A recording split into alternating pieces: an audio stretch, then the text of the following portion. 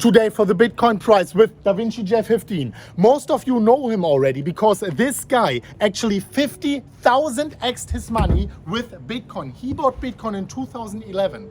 And today we want to talk about how you can 50,000x potentially your money with Bitcoin as well. I want to talk his experience. I want to take his experience, put it together in that video because there is a very famous saying by Socrates, and he is saying, a wise man learns from the mistakes from others, a fool by his own mistakes. So today we want to take this OG's experience, take all the mistakes he has done and all the good things he has done, and we want to combine that together in that video to teach you what you can do today to earn the most out of Bitcoin and crypto in the future. I wanted to tell you guys, this might be one of the most valuable videos I have ever done on that channel. So please give me this feedback, scroll down and smash up that like button towards a new all-time high. 50,000 likes on that video. Is that possible? Let me know right now. And I wanted to come to the most important question of today before we are going to that content.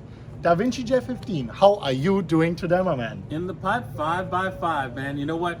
That was kind of an insult, but in a sort of way, because I'm no fool, right? Because you know what? I also learned that Edison said, I want to hurry up and make mistakes so I can get to the end result.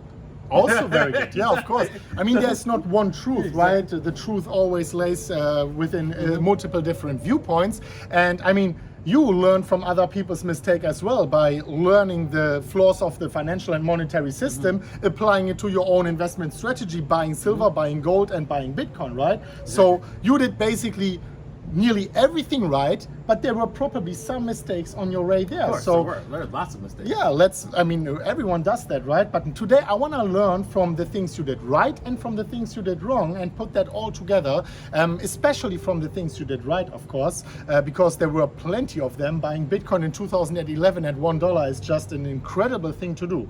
So I wanted to ask, first of all, how did you get into Bitcoin? Why did you buy Bitcoin? How did all of that start? And then we are going towards the road, whatever you did right, whatever you did wrong, and then maybe we can put it together as some advice what to do right now in this situation in 2021. Excellent. Okay, let's start off with at the very beginning when I first started buying Bitcoin at $1, right? And so yeah, it was exciting for me. I was freaking out. I wanted to get as much as I could, and it was so difficult to get Bitcoins back then. The only option was to transfer wire transfer money to empty gods and pray that they will put it on their records and then be able to buy it. I wasn't ready to do like drop 20 grand and send it to them, right? Some people did that actually back in the days, and looking at, in retrospect, maybe I should have, right? Because there's still, it was good enough to, they were solid, and they did do that. They did honor the money that you sent them. So until they didn't, right? Exactly, until the end, right? Until the end. Yeah. So what I did was I asked people for Bitcoin on my channel, and I also was looking anyone who had Bitcoin. I was ready. I was googling if they sold Bitcoins for anything, for PayPal, whatever. I tried to get it. Then I decided to do mining because that was I was very technical. And I knew how to do that, so I started to mine, and I mined quite a bit. I was mining like 50 Bitcoins a day. Can you think 50 Bitcoin per day on top of the ones he bought at $1? What the heck? Yeah, all right. Exactly. So it was very lucrative. I was loading in, and you know what? I watched the price run up over a very short amount of time to $32, and I even bought the top. I bought the top of $32. Right. Back in the day, it seemed like a mistake, right? Exactly. Like, oh, how horrible! Exactly. At $32, what a fool, right? Exactly. Yeah. All right. What happened? But yes, that was partially a mistake. I should have taken profits, right? Because I had a significant amount of profits based on the fact that I purchased at $1, and I was mining it as well at an average price of about $7 per coin. And so yeah, I would have had some serious profits if I had taken it, but I kept it. I had a large stash of Bitcoins at that point. I think keeping it was the right thing. Selling it would have been the mistake. No, I would have bought back. I would have bought back, of course. Okay. Of course. Yeah. Right. I should have sold some and sold some and then bought back in. Didn't, well, of course, not sell everything, right? Yeah. But selling some and then buying back in. Now, those were the early days. I don't think that's a good idea now. Yeah. Right? But in the early days, it was a good idea because you couldn't exactly borrow against your Bitcoin back then. Today you can. So that's the difference. Now you don't have to sell your Bitcoins. You can actually borrow against it. And I think I would suggest that for people going forward. That's now, what Michael Saylor is doing, right? Exactly. Why learn from the best, right? So, learn from the billionaires. exactly. So that was my first mistake. And then my second mistake was mining. Going all in on mining. I started to purchase a lot of mining equipment. I went too far on the mining, and I would sell my Bitcoins to buy more mining equipment.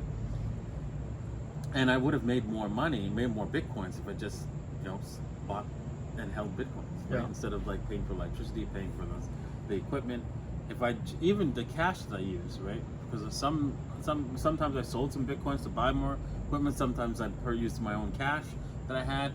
If I just, taken that cash and bought Bitcoins, it would have worked out a lot better. So I don't recommend people mining unless you know exactly how to do that, and you have to use the debt system. You have to use the paper money system in order to really do well with mining. There's other ways to do it, but that's just one way. But you also need like cheap energy cost, economies of scale, and all of that. Exactly. And I actually, what he means, like for example, he had a lump sum and he invested that in mining, and that gave him a consistent cash flow. And 50 Bitcoin per day sounds amazing, but mathematically, if you take this lump sum and put it into Bitcoin in T0, since Bitcoin was a long-term rising asset, in T0 he would have got, just to put it together, more Bitcoin with that lump sum than in T plus N in the future with these accumulated cash flows measured in Bitcoin, right? Exactly, right.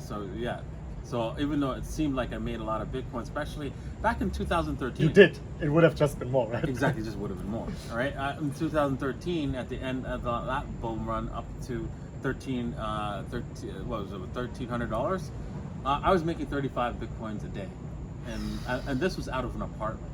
Yeah. Can you imagine that? In Chile, it was crazy, right? And that's when Bitcoin was like, heading to almost $1,000. So imagine that, what is that, $35,000 a day? Just crazy, right? Yeah, that's insane. That's insane. Yeah. And so I didn't know how to act after that. That's another thing. After that, making that kind of cash, my brother didn't know how to act, and I started spending money like crazy, hotel parties. Let's not get into too much details here. Right. I buy yacht parties too as well, right? We didn't pay for that. Pay too much for our yacht party. Yeah, right? that was almost free. That was exactly. It was almost free because they just invited us anyways, right? I did a lot of that, and I blew through a lot of cash, and I was like, man, I could do whatever, right? And so I didn't study, didn't do any research. I just partied. That's what happens to everybody who makes a lot of money over time, who gets a lot of wealth handed to them over a rapid period of time. So don't let that happen to you.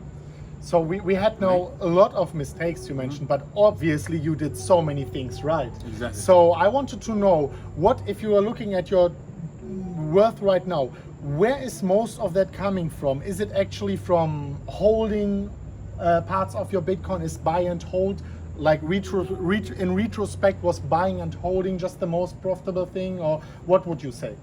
Well, I would say a combination of both, right? Of course, buying and holding was a good idea, of course, and I have some of my holdings, like a large set of holdings. But I also doing the little old lady strategy, that was very significant for me. Doing that trading method, it was a very simple way of investing, where you find the lows and then you priced in Bitcoin, and then you sell half on a double, and you take your payment in Bitcoin, not in dollars, right? And you can see your wealth rise, because you know what, Bitcoin, even though you're getting more Bitcoin, so you're seeing your wealth rise. So that's the key thing. So that was the easiest trades to do, right? And Yeah. it was almost not even trading. It was like mostly investing, because your objective was was not to try to get the best asset that there was out there. It's just to make sure that you sold half on a double, and then reinvest that money back into some other project and so forth. So that made it a lot easier to make money, and it's easier than trading, because trading is very stressful, because you don't know if you're going to get liquidated. You don't know if you've got the right price. Yeah. And then when you see it come down, you're like, have you ever been nervous when you see a trade come down and you almost get liquidated and then it goes up? It does. In the earlier days, but now actually not anymore. Yeah, but sure. in the earlier days I did, exactly, of course. Exactly. And so we're all humans. Exactly. So it's very stressful. But when you do the little lady strategy, you're just like, okay, so buy a small amount, and if it goes to zero, it goes to zero. Yeah. But you've got so many coins that you're looking at, you don't have to worry about that one coin that goes to zero. And I have lots of coins that go to zero, but you know what? It doesn't matter. You need a few. You need a few winners, exactly. right? I got a lot of major winners, like 100xers. I mean, putting these two things together, the little old lady strategy, for everyone who doesn't know it, it is buying altcoins who we traced a lot, buying them cheap in relation to the price action history, and then selling half on a double. Let's say you are buying like for one Bitcoin, let's just say for one Bitcoin, one specific altcoin, your holdings measured in Bitcoin go to 2 Bitcoin, you take half out and you have a free position remaining, and always on a double, you are selling half. This sounds like very speculative, but it is very similar to just buying and holding Bitcoin, because with both of them, you are eliminating psychology.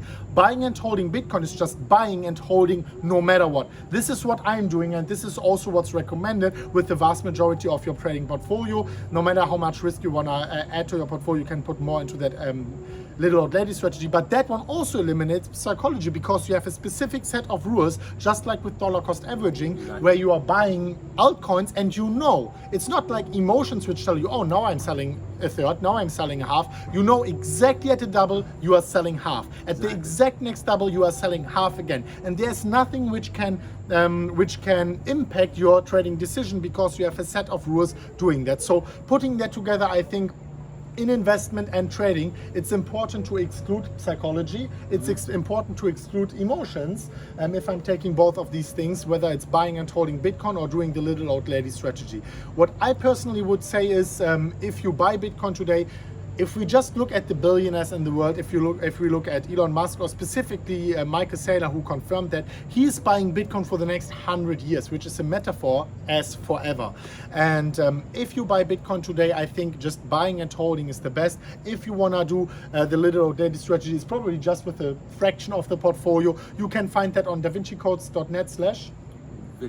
videos. It is in the link down below, in the pinned comment and the video description down below, just next to the trading links. And this is also something important. If you're using these trading links as well, you can get $1,200 for free. But if you are trading Bitcoin, do it with this small fraction of your portfolio. The vast majority should be in a holding portfolio, because buying and holding, look at him, that's a certainty of success, at least for Bitcoin, at least for us. Maybe we are wrong. Let us know what you think about that down below. I think that was an incredibly valuable video. It's already getting dark. Da Vinci, do you have any last words to share before we are wrapping it up for today? Just one more thing, that people need to have a longer term time horizon. Yeah. Try not to think about trying to be to get the Lambos for this year. Try to think about the Lambos for 10 years from now. Yeah. Right? If you think of that long term perspective, right, you will be certainly successful, and saving is always a good thing. Yeah, I mean, the most successful people in the world, whether it's business wise or investment wise, they have a very long time horizon. For example, we only have 11 years price action history for Bitcoin, but if you take any 5-year period, whenever, even in 2017 on the 17th of December, exactly at $19,700, wherever you bought Bitcoin, if you had a 5-year time horizon, you were always incredibly successful with it. So I think this puts it very well together. Do you have any last words to share, Da Vinci J15, before we are wrapping it up for today? Yeah, always play from a position of strength and do not get wrecked. Do not get wrecked, guys. Thank you so much for watching, and we will see each other very soon at the next one of MMCrypto. And as always, guys, let me show you this horizon. Talking about time horizons, how beautiful is this horizon here? Incredible, right? Thank you so much for watching, and we will see each other very soon in the next one of MMCrypto and DaVinci J15. As always, guys, as always, Bye-bye. bye-bye.